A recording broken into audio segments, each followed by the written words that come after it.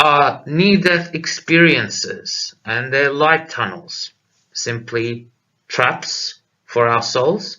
Are they just wormholes created, or are they natural wormholes? These are the questions that we will answer on today's episode of The Masked Scholar, the only platform which tells you what your priest will not tell you, your rabbi will not tell you, your mother and father will not tell you, and scholars will certainly not tell you. So today we will be discussing something that is very important in the life of everyone. What is more important than what will happen to you and where you're going after death? People today are more concerned with what the Kardashians are doing rather than what is actually going on in the state of Denmark. So without further ado, my friends, let's get to the truth. So firstly, what is a near-death experience?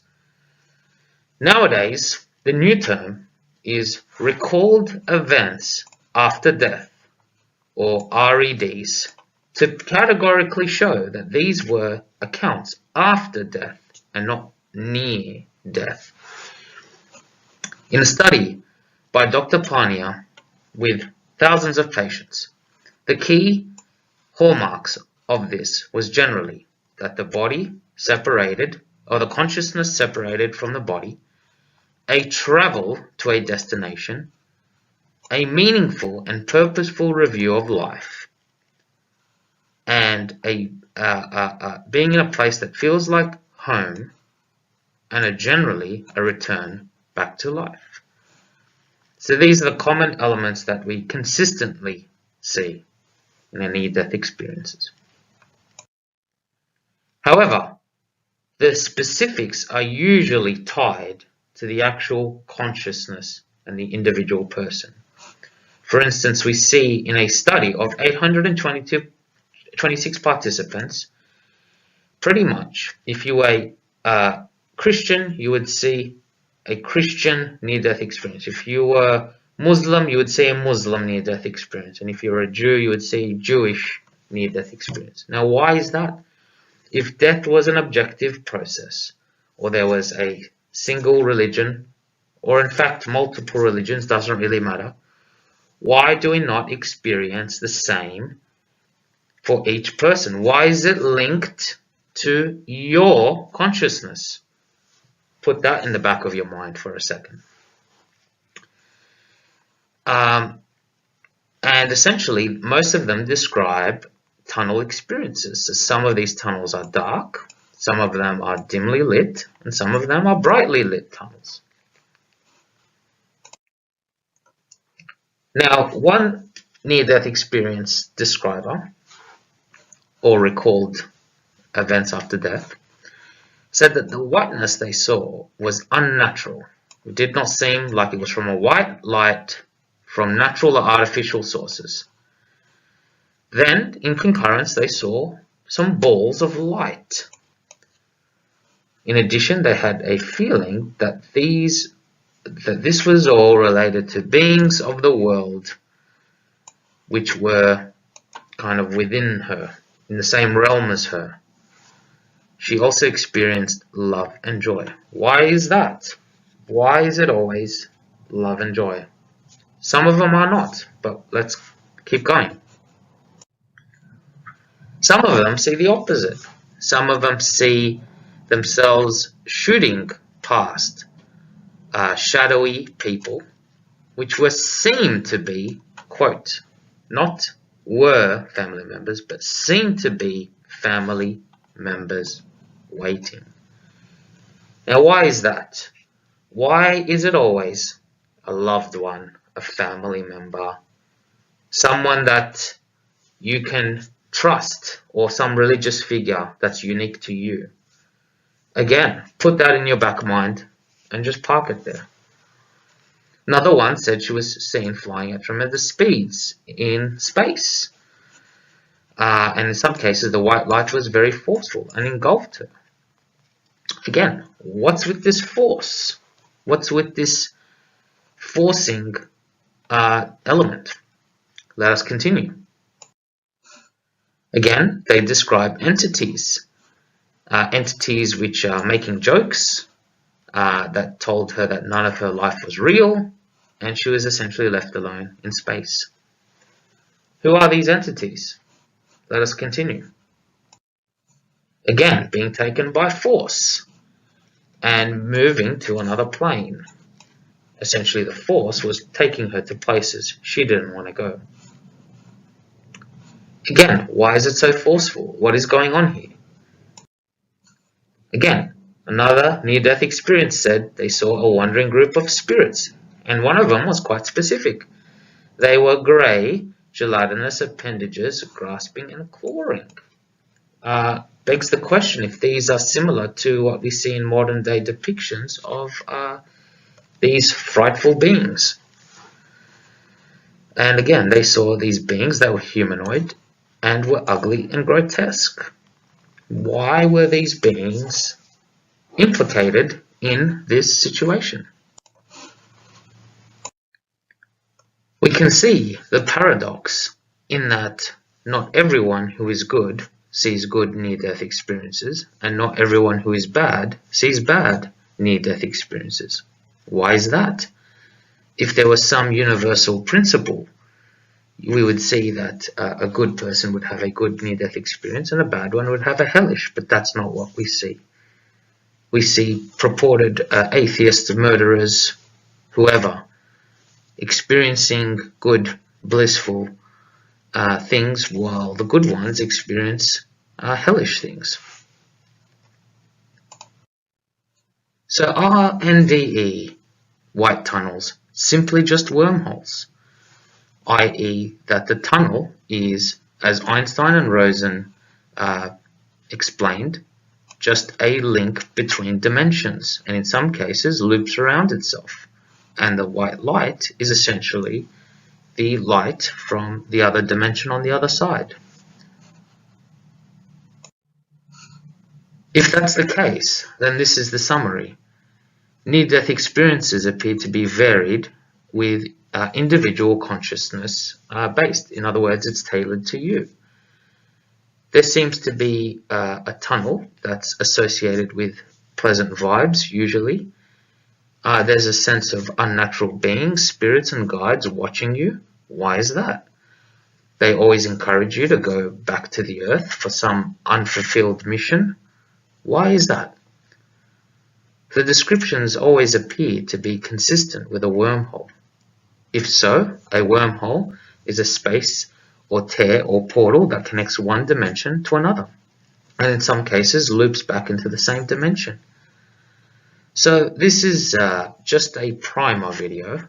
I will be continuing this in the next video, where I will actually link in all of these questions that I have proposed, and I will put it in a meaningful thesis. But for now, I'm just getting you used to these things that are happening, raising the question, the queries, so that they can be answered in the next video. But something is not right. Pretty much after death, everything from the beings to the actual light to these seemingly messages of peace and love, while encouraging you to go back to have some unfulfilled mission. There was even a brain surgeon that died, and he was told that there's still many things for him to do. Well, okay, what more could he do? So we will tackle these questions in the next one. But as usual, by anonymous people, we were duped. But by anonymous people, we shall also come back into the knowledge of light. It's only a matter of time. So with that being said, thanks again for watching, and have a good day. Welcome to another episode of The Masked Scholar, the only platform which tells you what others certainly will not tell you. So today, we're going to be discussing, are our memories being wiped out at the time of death? Is there something going on in terms of reincarnation? Is there a more sinister trap to trap souls back into the earth. We will be discussing this and more. So without further ado, my friends, let's just get straight to the truth. So for those who are joining us who haven't watched my previous video, I'll quickly recap. In a study done by 2,000 recalled events after death, one of the most consistent features is that the consciousness or your memories are retained. We see at the time of death a tunnel with a white light, but the near-death experiences describe this as an unnatural light. There are certain unnatural beings watching. Suddenly, family members you never even knew existed suddenly come up. Why is that? We often make jokes that, where there's a will, there's a family. That a family only shows up at the time of death expecting your will or to inherit your treasures. The same thing with near-death experiences. Where were they all their lives? Why did they just suddenly come up when you're dead? Why did they not make the same effort to appear while you were alive? It's clear that there's something happening, something that someone out there is using to manipulate your consciousness, to manipulate you by using close loved ones, relatives, religious figures to lure you in to the white light. We are told and conditioned by Hollywood to go into the white light. Light equals heaven, light equals bliss. But is that really the case? Let us keep going on. We see that what happens almost certainly is after you enter the white light, you then are reincarnated, reborn, but with your memories gone. You don't remember your past lives, and you end up on earth with a gut feeling that you've done this all before, or that this is not your first time on planet Earth, or particularly old souls will realize that something's not right. They might either be very wise as kids or be born with a particular trait or habit that they knew that they got, or some sort of intuition. And in the other video, I discussed the possibility that this white tunnel at death is just a wormhole, recycling you back into the earth. Let us continue. What do these kids have in common? They all remember their previous lives. And we call them anomalies. But hang on. If we look at the study of the near-death experiences done by Dr. Pania and others, we see that retention of consciousness, retention of memory is actually the normative thing. It's the norm to have your memories retained. It is the norm for you to remember your past lives. It is the norm for you to be like these kids. If anything, these kids were the norm. It is us that have had our memories likely erased. It is us that can't remember anything. What if we are the anomalies? So what exactly happened? So you've got the classical theory of reincarnation, which is that a person dies, their memory is wiped clean, they get reincarnated with no knowledge of the past. That is what many Buddhists and Hinduists will tell you. However, the revisionist view that I'm proposing is that a person dies, their memory and consciousness should be retained, or is retained, they then get reincarnated with knowledge of their past, i.e. those kids are the normal way it's supposed to be. But if we see that that is exactly concordant with a near-death or recalled event after death, a person dies and their body is floating, but they still have memory and consciousness, and then they return back to their body. So we see that actually the anomaly is no memory. So again, what is going on here? So when you die, you're floating as a soul, and you still remember everything, and you're looking around, and you know that you're floating up, and you still have thought patterns. But then something in between happens, which is a big mystery, and then suddenly you're just back on Earth, no memory, no nothing. What happened in this in between that caused this? If by definition when we die we retain our memories, so why is it that nobody remembers their past lives? The only thing that is in between these two events is the white tunnel. Now, this is the bombshell. Is it the light that is causing the amnesia? We note that of the majority of near-death experience collections, this is just one study, by the way, only 10% saw bright lights, meaning it's technically wasn't a natural part of all deaths. One account described the whiteness as unnatural and did not seem like the same white light from any natural or artificial sources we know of. Now, was there another instance where we saw white lights causing amnesia in pop culture? You guessed it. The movie The Men in Black, they had a neuralizer. Now, many people are going to say, this is fiction, this is just a movie.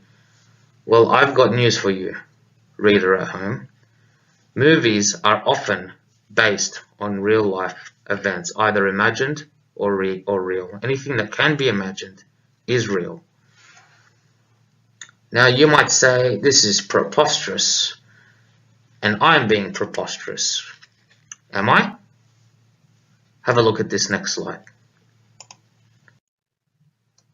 What if I were to told you that it's already happening, that this so-called Men in Black phenomena or neuralizer isn't just something you're seeing on the television. It's happening right before your eyes and you don't even know it.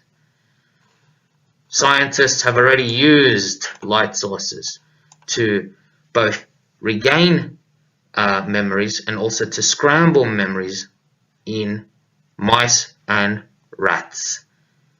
This is being done by multiple researchers. Essentially, they use something called optogenetics. Essentially, they're able to switch off memories pretty much using light. And here's a diagram of this. So, clearly the light is being used to scramble memories in mice. But what if we are the mice to a higher species? Let us continue. A Nobel Prize winning scientist said that amnesia is actually a problem of retrieval impairment. In other words, the light is not erasing your memory, it's preventing you from accessing your memories. There's a problem with retrieval, it's blocking your retrieval process. This explains why, if people work hard enough, and especially in these kids, you can actually recall memories of past lives. It's not that the memories are gone, it's that they are blocked or hard to retrieve. So we see in normal situations, you've got memories, and you'll use your faculties of your mind to retrieve it, and then you recall your memories. But when that retrieval process is blocked, in some instances by light technology, you can't recall your memories, aka your memory gets wiped out. And if you don't believe in what I'm telling you, then, and you don't believe what a Nobel Prize scientist is telling you, and you don't believe in the studies, even though I do not subscribe to scientism, I think scientism can equally be deceiving to the masses. If you don't believe that, then I'm sorry. Just exit this video because this video is not for you. You're not ready for this information, but I'll see you when you get there. For those who are still with me, let us continue.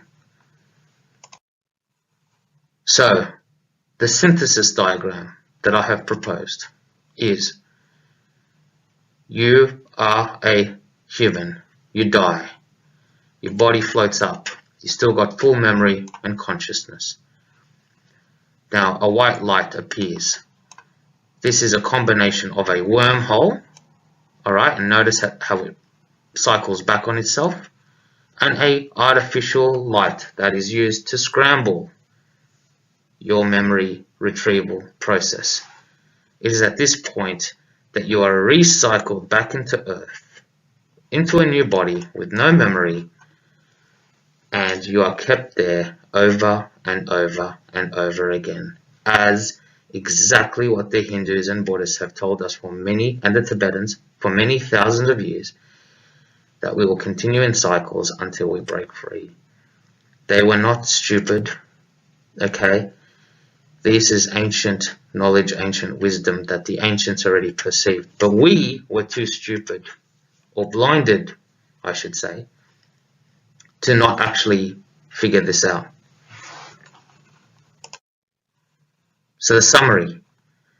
It appears that the normal process of death is continuation of consciousness and memory. But what we are observing is after death we have complete memory erasure. We have no memory of past lives. We hear about these childhood stories of people remember past lives, and we dismiss it as some whatever interesting story, but you never actually let it sink in. What if these children are exactly what's supposed to happen? Is that we are supposed to retain our memories after death and cycle into other bodies or other dimensions or whatever it may be. The memory disparity seems to occur immediately after death, but immediately before reincarnation into a body. So what is in that event? That event is the white light tunnel. The white light tunnel consists of a wormhole plus light technology. The light technology appears to be erasing or at least scrambling our memory retrieval process and luring us into a wormhole to simply recycle us back into Earth. But why? Who is doing this and why? It must be a species more advanced than us. We are only just managing this on mice. How is it that we are the mice to someone else? But why? Why would they want to keep us on Earth? I'll discuss this in another video. This is called the soul capture theory, if you want to look it up on Google. The theory that we are all being kept like prisoners and kept recycling and recycling and recycled to serve as slaves. Because if we did not go into that white light tunnel, God forbid we fly into other dimensions much higher than this one and be free. But God forbid that we be free. Now, this is very hard to tell people, but when you're faced at the time of death with light and darkness, it's very hard to go into the darkness. But the darkness may prove to be your freedom, may prove to be your final shot to escape what the ancients called the samsara, or the endless cycles to achieve nirvana. Of course, it is natural human nature that we want to avoid darkness and go to light. But apparently our universe is all darkness. So why is it that we refuse to confront the reality that perhaps our freedom in consciousness may be a return to the universe, rather than luring into a white tunnel that seems to be artificially contrived, that seems to be fettered suddenly at the last minute with relatives you never even knew about, trying to calm you down and tell you everything's going to be okay, just go into the light. You've got more things that you haven't achieved, but they're never specific about what it is that you haven't achieved. And they'll say generic things like you need to love more, but then you just end up in Earth with the same problems. Again, we need as a society to start talking about this. Why is not anyone talking about this? We just assume that these things are the normal part of dying, but no one asks the questions. Doesn't it seem suspicious to any one of you? Anyways, that is the disclosure for today. So, as usual, by anonymous people, we were duped. But thankfully, by anonymous people, we will also come back into the knowledge of light. It's only a matter of time.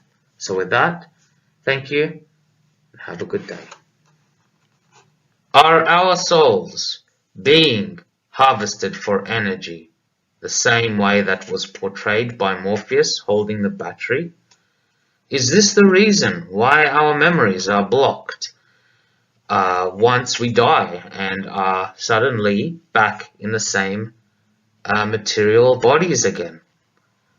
Welcome to the Masked Scholar, the only platform which tells you what scholars, what your mom and dad, what your rabbi, what your priest, what your friends will certainly not tell you. So today we'll be investigating the theories as to why this is happening, who is behind it, for what purposes, and go into detail.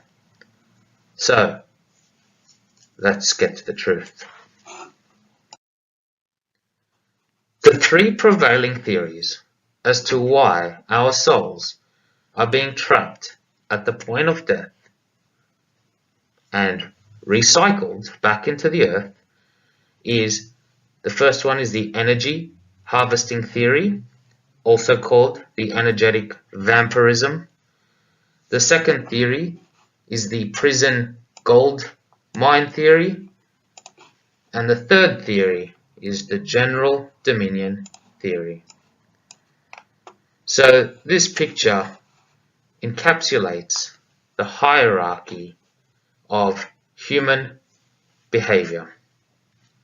We see that you have humans, then you have these archon beings and the demiurge, exactly as described by the Gnostics. So how does it all work? The first theory is that people more advanced than us have figured out a way to tap into consciousness as an energy source. It is no surprise in an electrical universe that even our thoughts have some sort of energy behind it. It doesn't take a genius at some point to then harvest that energy. The way I like to think of it is it's like fluctuations in consciousness. You have a lower consciousness, which could be a low frequency, and you've got a higher consciousness or higher frequency. You have commonly seen those charts which have an emotion with an associated frequency. This won't surprise many people. But the rapid fluctuation between low and high, low and high, low and high could be used in some sort of rotary mechanism, similar to how alternate currents work.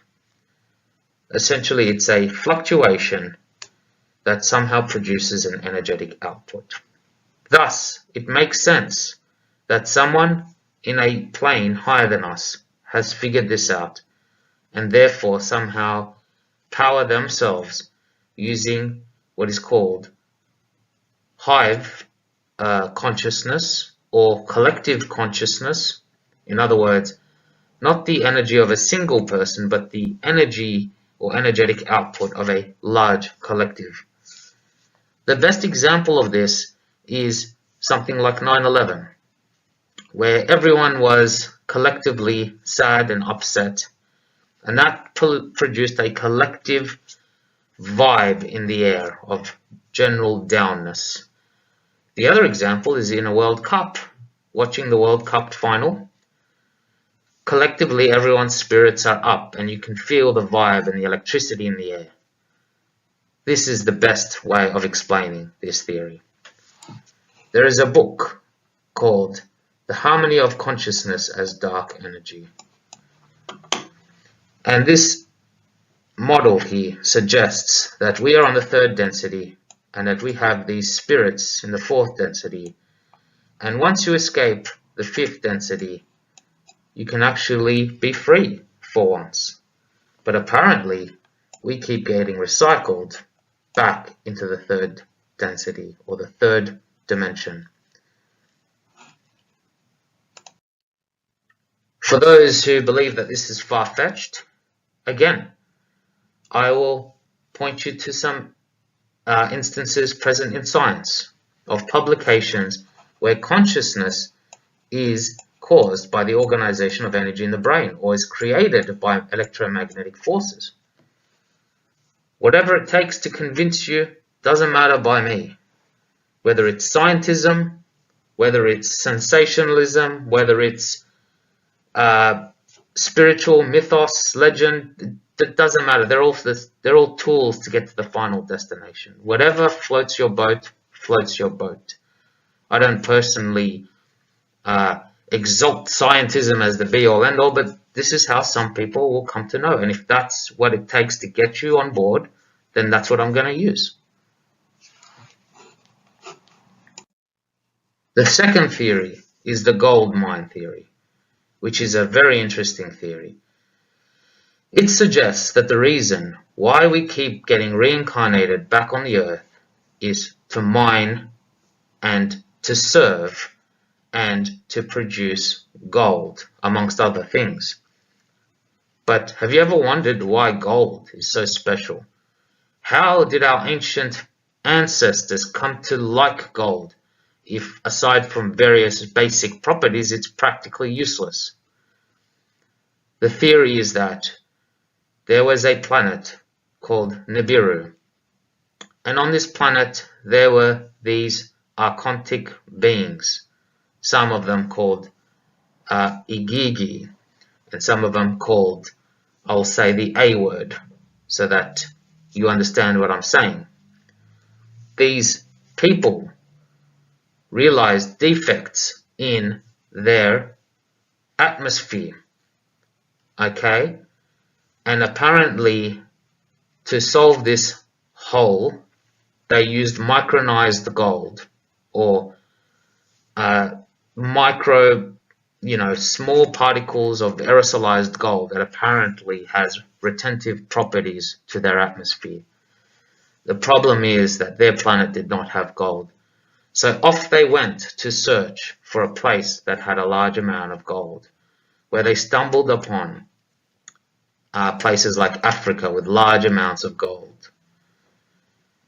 The humans were then either engineered or captivated, whatever it is, but they got us under their control, and they started using us to mine their gold.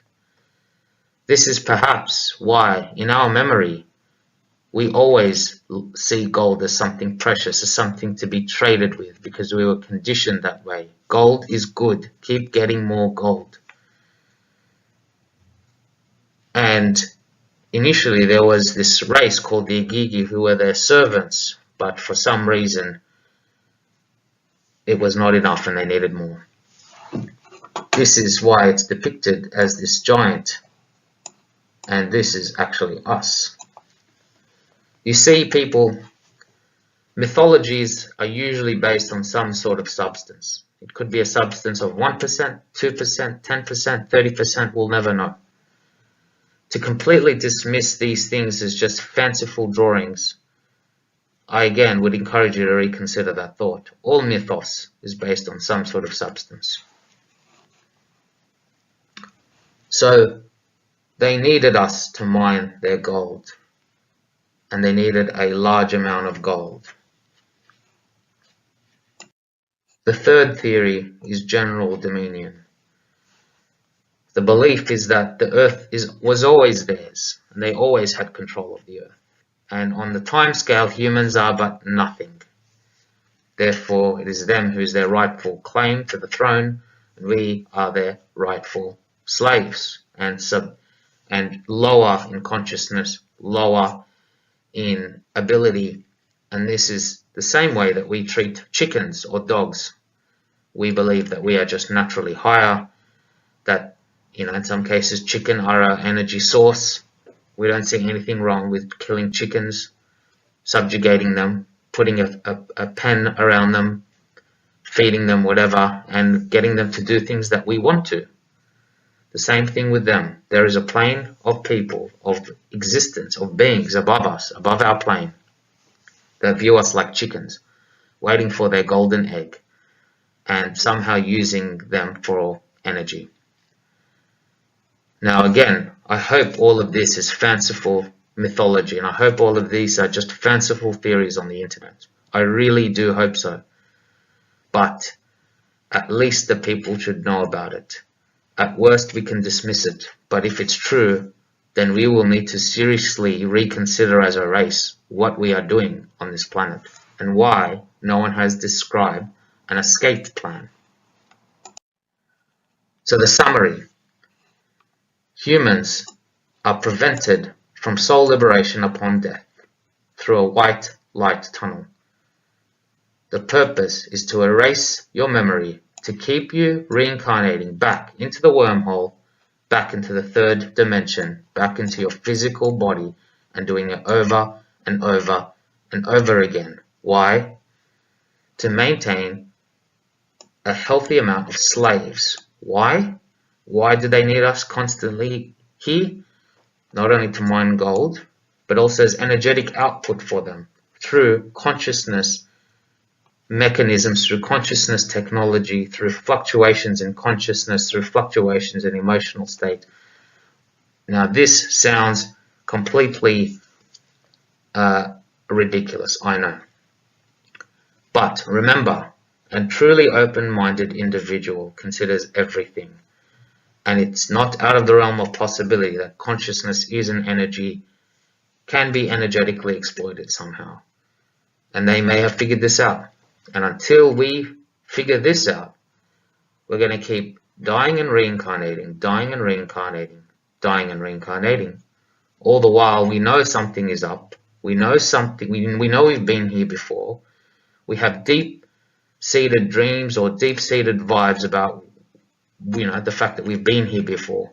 But something doesn't add up. We know that we want to get out. We know that something is keeping us from escaping. This is the mechanism.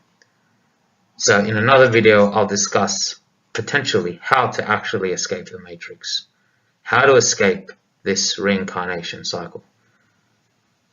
Until then, guys, take care and stay woke. Do you want to break out of the matrix when you die? When you die and you see the white light ready to take your soul, do you want to avoid getting reincarnated over and over and over again? Well, today I will tell you how to increase your chance of doing so. Welcome to the Masked Scholar, the only platform that tells you what your priest, what your rabbi, what your mummy and daddy, what your friends will certainly not tell you about. It is no surprise that if you've made it this far in the videos, I have explained that when we all die, we are all recycled. Our souls are used over and over again to keep us in this damn prison colony Earth, to work for the overlords. It is time to break that and recognize that the near-death tunnels, the white lights, erase your memories, are essentially wormholes sophisticated enough to reincarnate your soul back into the third dimension. Whereas if this did not exist, you would be free to travel to higher dimensions. You wouldn't need to come back as a meat body, and you would be free to be enlightened in the universe. I'll be explaining some helpful tips from the Tibetan Book of the Dead. But otherwise, let's just get straight into the truth. Picture this. You have just died. Your body or your soul is lifting up from your body. You suddenly feel light and light and light. You look down at your corpse and you realize, hey, I'm dead. You suddenly glance to the side, only to see a big white light, filled with warmth and love, telling you to come into the light. Suddenly, religious figures appear out of nowhere, ones that were entirely absent throughout your life, but suddenly and very conveniently appear at this time. If you're Hindu, it might be Shiva. If you're Christian, it might be Jesus. If you're Jewish, it might be Maimonides. If you're Zoroastrian, it might be Zoroaster. The matrix uses consciousness tailored to you to convince you to go into the light. Whatever it takes, someone that you trust, and they know that you trust these religious figures. If that doesn't work and you are atheist, they will use your family members, siblings, grandmas, grandpas, people who have deceased. They're sitting there waving at you, telling you what a beautiful person you are and all the great things that you've done, but that there is more that you have to go back for, more things that you have to accomplish. They tell you to come into the light, to relax. You might even see an angel speaking with very serene voice. And of course, when faced with the option, which is utter darkness, or going back into a cold corpse, the white light looks pretty good. And it's the reason for this white light being very good that humanity has been enslaved and reincarnated over millions and millions and millions of years. The Hindus call it samsara, or multiple reincarnation cycles. It is no wonder why most 99.99% of humans get reincarnated over and over again. Because it's so beautiful, it's so sweet to go into the white light. We picture we're going to be enjoying, relaxing, and being in the company of your deceased family members, with your religious prophets. For the first time you're feeling loved. But suddenly you remember the video about the Mars scholar telling you to avoid the white light, telling you to tell your relatives to shut the hell up. You suddenly remember to tell them, to tell the angel that, hey, I know that any person can manifest as an angel. You're going to need more than that to convince me. You suddenly realize the love and the warmth are just fake emotions, similar to wearing a virtual reality jacket. Just because, you have the sensation of vibrations doesn't mean it's real. Just because you can see through the goggles and see this fantastical world doesn't mean it's real.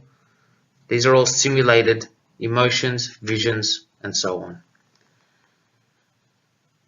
After telling all the religious beings to take a hike, you suddenly have broken through the matrix, the deception, and you say no to the light. But where do you go now? You make yourself away into the darkness. You feel like you're doing the wrong thing. You could end up in hell. Who knows where you're going to end up? I don't want to be stuck in darkness for the rest of my life. But paradoxically, once you start your journey, the bold step to go into the darkness, you have chosen to go to the universe where you are in control. Suddenly, you no longer have to worry about being reincarnated. You can travel to higher dimensions. You can explore space. You can go to wherever you like. And apparently all you need to do is manifest that destination. Think of somewhere peaceful, like the Pleiades, and say, I want to go to the Pleiades right now. And here you are, in the Pleiades, as a spirit entity, no longer having to eat and drink, no longer having to toil. You can climb as high as the dimensions go. You thank yourself that you didn't have to go through that white light. You thank yourself that you weren't trapped into a wormhole that just loops in on itself. And suddenly you have broken from the matrix and you are free. You have broken. You have reached nirvana. You have reached enlightenment. The same thing that the Hindus and the Buddhists have been telling us all this time. So what is the Tibetan Book of the Dead? It is essentially a funerary text recited by your family members on earth, not in the afterlife on earth to assist the deceased person through their death to ensure they make a good journey.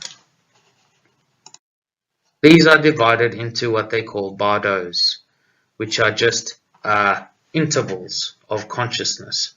It describes the first bardo when you're first born, all the way up until you die. Interestingly, they note that just after you die, visions and auditory phenomena occur. They are spontaneously manifesting, and they describe a feeling of profound peace and pristine awareness. Sentient beings who have not practiced during their lives and who do not recognize the clear light at the moment of death are usually deluded.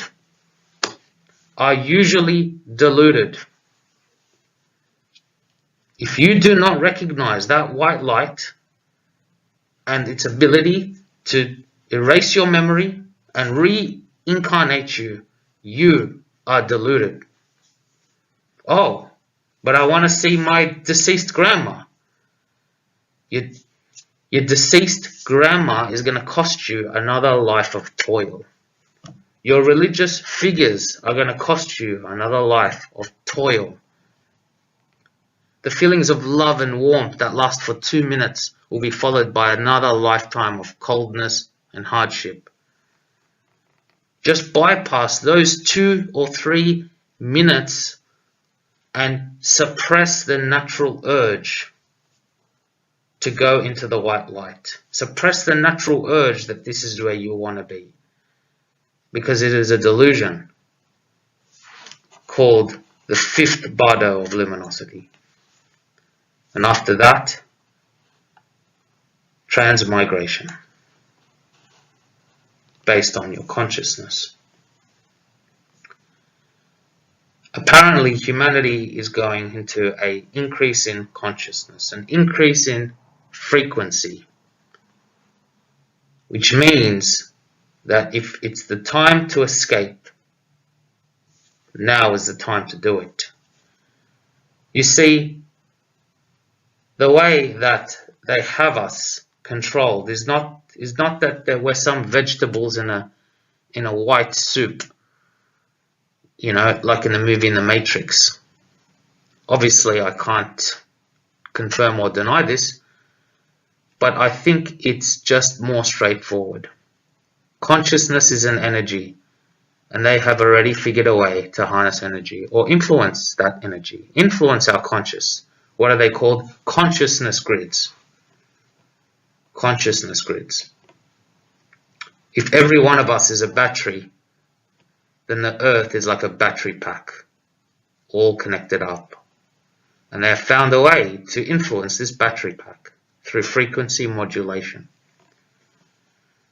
Long story short, the higher frequency we and the earth become, and the people, the harder it is for them to trap us into lower dimensions, because dimensions are frequencies. It's like a radio. You can turn it up or turn it down. Right now, I'm sure music exists, but I can't hear it because I haven't tuned in my radio to the right frequency or that dimension. Similarly, there are worlds out there waiting for us, but we just haven't tuned in yet. In fact, the opposite of the radio has been happening to us. We've been dialed down. So, what is the summary? Avoid the bloody white light. It's a trap, a wormhole created to reincarnate you, to wipe out your memory. Do not trust anyone, and I mean anyone, but yourself. Not your mummy, not your daddy, not your deceased granny, not angels, not Jesus, not Buddha, not Zoroaster.